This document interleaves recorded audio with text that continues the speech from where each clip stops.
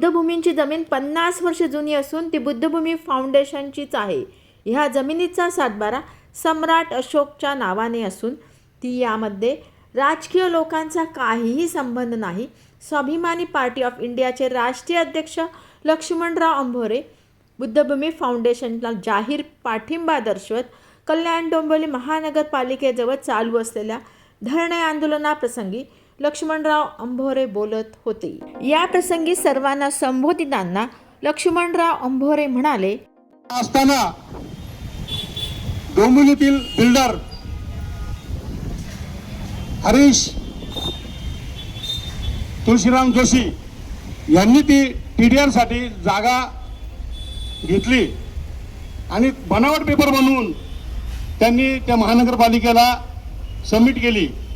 आर्थिक देवाणघेवाण करून त्या ॲग्रीमेंटमध्ये महानगरपालिकेला किंवा त्यांना विकायचे राईट्स नसताना सुद्धा त्यांनी महानगरपालिकेशी काही संबंधित महानगरपालिकेचे अधिकारी, त्यात माझे आजचे अधिकारी असतील, मागचे अधिकारी असतील, या सर्व अधिकाऱ्यांनी आर्थिक देवाणघेवाण करून गैरव्यवहार करून त्या ठिकाणी त्या जमिनीवरती खोट्या पद्धतीने खोटे पेपर सादर करून सातबाऱ्यावरती महानगरपालिकेवर TDRचा व्यवहार करून त्यांनी त्या ठिकाणी महानगरपालिकेचं नाव चढवलेलं आहे. मित्रांनो, 50 वर्ष आपला तिथं वहिवाट असताना, कब्जा असताना अशा खोट्या पद्धतीने त्यांनी त्या ठिकाणी त्या सातबारा नाव चढवलेलं आहे.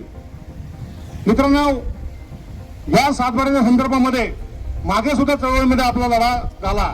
या संदर्भामध्ये सुद्धा आपण पोलीस प्रशासनाला, महानगरपालिकेला आपण वारंवार सांगत आहोत की हा चुकीच्या पद्धतीने, खोट्या पद्धतीने आर्थिक देवाणघेवाण करून हा व्यवहार केलेला आहे. हा त्वरित हे करून आम्हाला आमच्या बौद्ध फाउंडेशनच्या नावावरती जागा करून देण्यात यावी.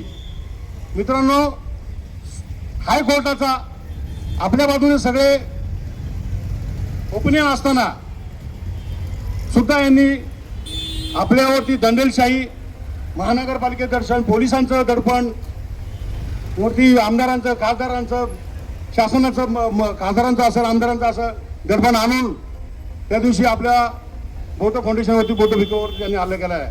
या हल्ल्याचा आम्ही प्रथम स्वाभिमानी रिपब्लिकन पार्टी ऑफ इंडियाचा मी संस्थापक अध्यक्ष आणि सर्व पदाधिकारी कार्यकर्त्यांच्या वतीने पूर्ण महाराष्ट्रातून आणि सगळ्या जनतेच्या वतीने कल्याण डोंबिवली आणि महाराष्ट्रातून आणि सर्व भारतभरातून या महानगरपालिकेचा आम्ही निषेध करत आहोत.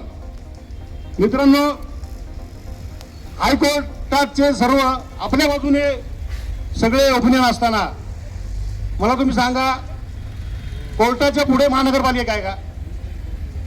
कोर्टाच्या पुढे शासन आहे का? म्हणजे आमदार आहेत का, खासदार आहेत का? पहिले कोर्ट आहे आणि नंतर आपलं संविधान, त्याच्या पुढे काहीच नाही.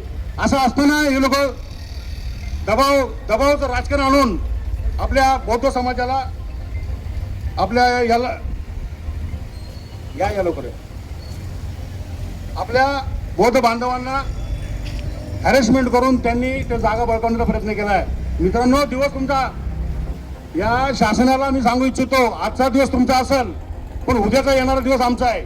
कारण शासन, महानगरपालिका तुमची आजची, पोलीस प्रशासन आजचं तुमचं आहे, पण उद्याचा येणारा निर्णय आमचा नाही आला तरी आम्ही कोर्टाच्या सहाय्याने आम्ही तुम्हाला किंवा आम्ही जनतेच्या सहाय्याने योग्य मागणी आम्ही चुकीचा काही हे करणार नाही.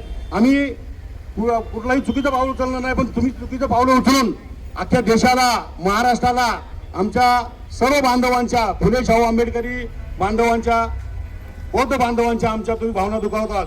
मित्रांनो, या संपूर्ण प्रकरणाचा आम्ही संपूर्ण जाहीर निषेध करत आहोत आणि या माध्यमातून मी संपूर्ण महाराष्ट्रातील, भारतातील तमाम हे आपलं जिकडे जाते त्यांना मी आवाहन करेन की ही लढाई आपल्याला कुठल्याही परिस्थितीत जिंकायची आहे. कारण ही बौद्ध फाउंडेशन आमचीच आहे. मित्रांनो, हा भारताचा सातबाराच आमच्या सम्राट अशोकांच्या नावावर आहे, आमच्या बापाच्या नावावर आहे. तुम्ही काय, तुमचं काय आहे? आणि मित्रांनो, यांनी अजूनही वेळ केली नाही. श्रीकांत शिंदे असतील किंवा एकनाथ शिंदे असतील, यांनी अशा प्रकारचे समाजामध्ये तेढ निर्माण न करता अजूनही 2 पावलं पुढे येऊन आमची जमीन आमच्या नावावर करून द्यावी. तुमच्या विकासाच्या आड आम्ही येत नाही. तुम्हाला काय पाहिजे, तो जमिनीतलं काय पाहिजे असेल तर आमचा मोबदला आम्हाला पण आमच्या मोबदला आमच्या हक्काचा पाहिजे.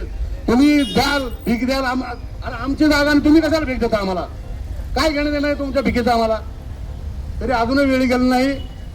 याचं जेवढं प्रेमाने तुम्ही हे झालेलं आहात तेवढ्या प्रेमाने 2 पावलं पुढे येऊन बनतेजींचं माफी मागल्याने काय माणूस मोठा होत नाही. श्रीकांत शिंदे असतील किंवा खासदार श्रीकांत शिंदे असतील किंवा आमदार असतील, काय आमच्या धम्मगुरू आहेत, ते जगाचे धम्मगुरू आहेत, त्यांची माफी जर मागितली काही मोठं हे होणार नाही. तर आलं तर उलट तुमचा मान सन्मान वाढेल, जगामध्ये तुमचं हे जाईल तुमच्या याचे.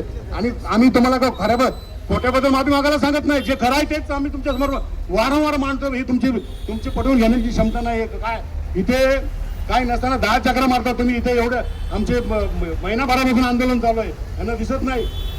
मित्रांनो, हे खरोखरच खूप सिरियस गोष्ट आहे.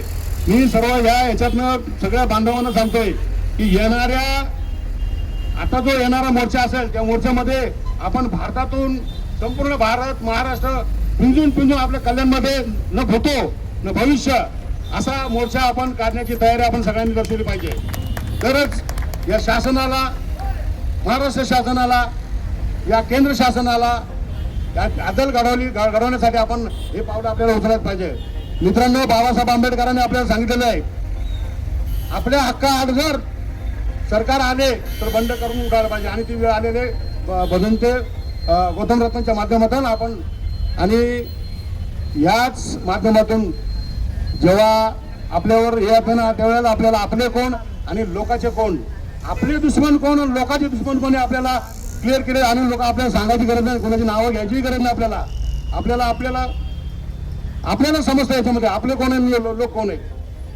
त्यामुळं येणाऱ्या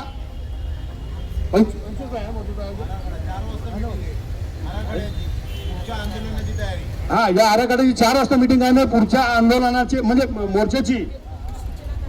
मोर्चाची सूचना आज किंवा उद्या 1-2 दिवसामध्ये होणार आहे.